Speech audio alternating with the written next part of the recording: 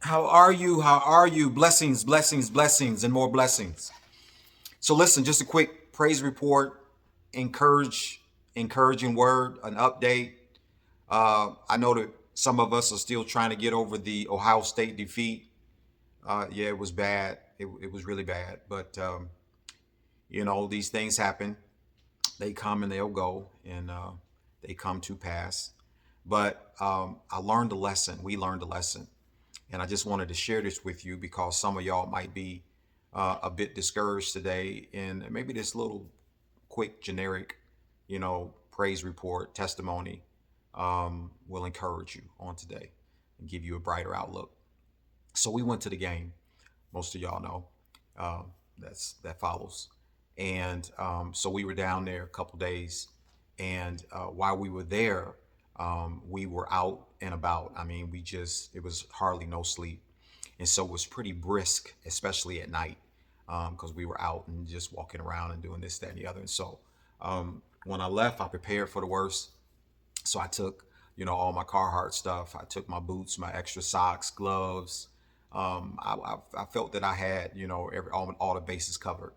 And when I got down there, though, what I noticed was I said, man, if we're gonna be out here for, a few hours, actually, and you out there for like 6 or 7 hours, I said we're gonna probably need a little bit more than this. And my buddy Daryl, I call him D Money, Daryl Jester. Uh, that's my ace boon coon from way back. Me and D Money, Rev, we go back, 100 years. That's my boy. And so, him coming from where he came from, he was even less prepared, and plus he couldn't bring all that stuff on the plane. Well, I guess he could, but he just didn't.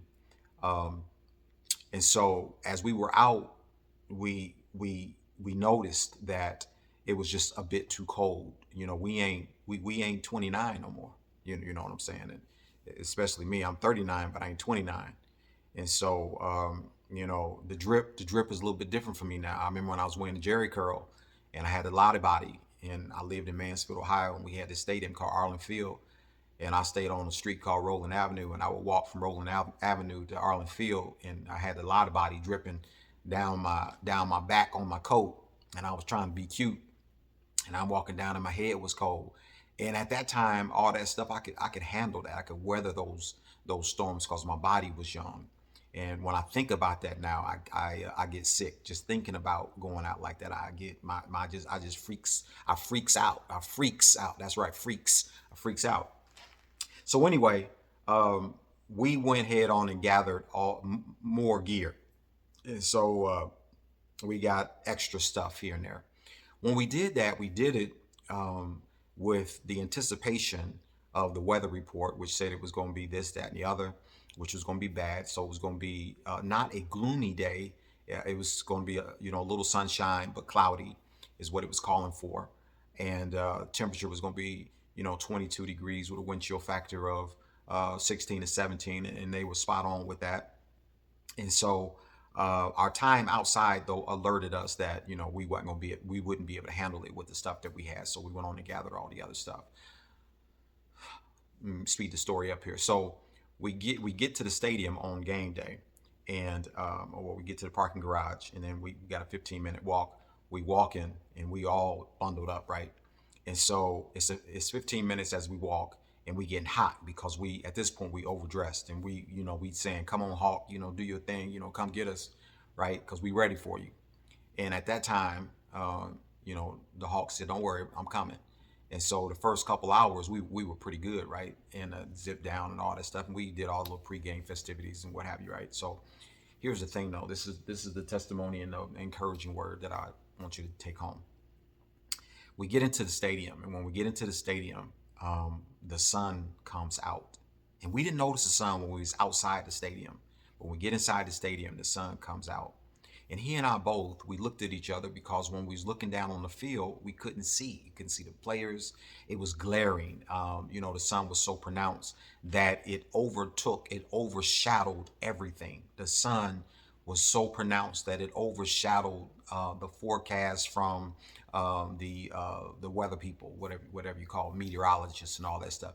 Everything that was said that was supposed to be this and that, all that kind of stuff. When the sun came out, it just overshadowed all that. And we looked at one another and we said, man, you know what we did not prepare for and what we did not consider was the sun.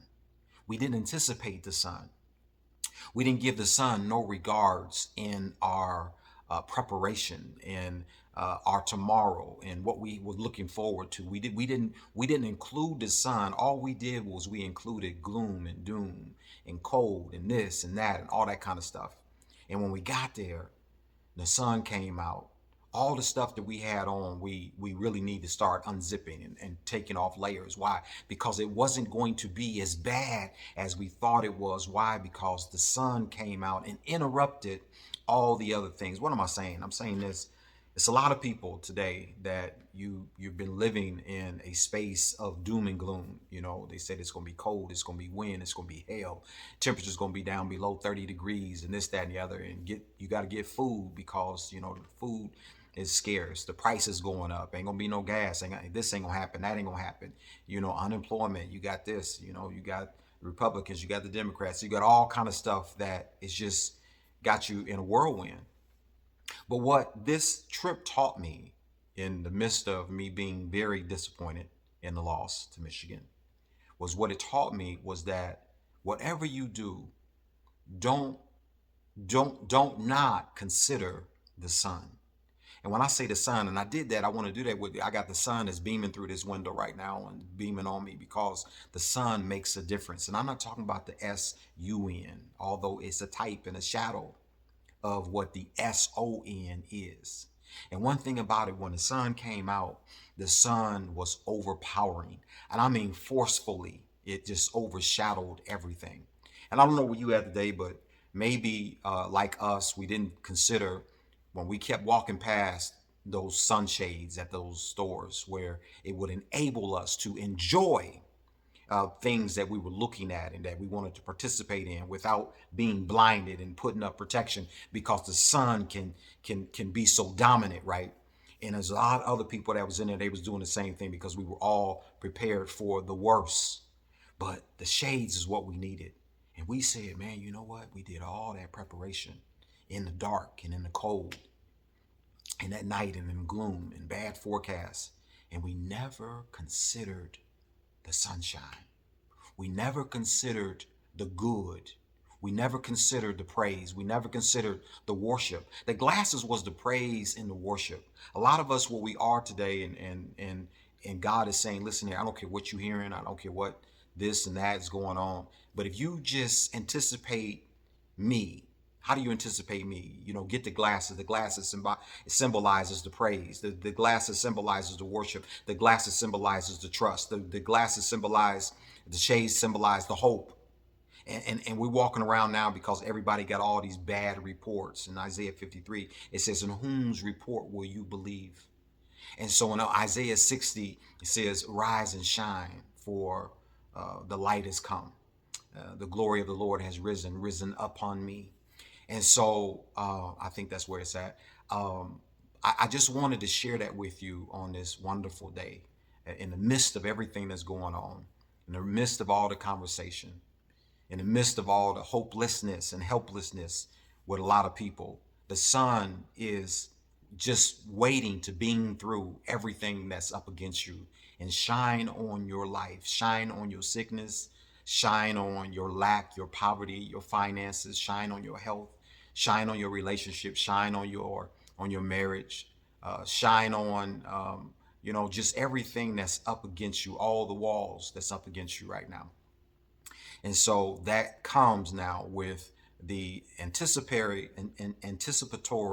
movement of you getting your glasses in the form of a praise and in the form of trust and worship, and giving God the glory, because God is able to change and make all the difference in your life. I just stopped by to tell you, you know what? The worst is over and the best is yet to come. Your quality of life is getting better and better and better. And because of that, you're going to live and not die and declare the works and the will of the Lord for your life. In Jesus' name, be blessed.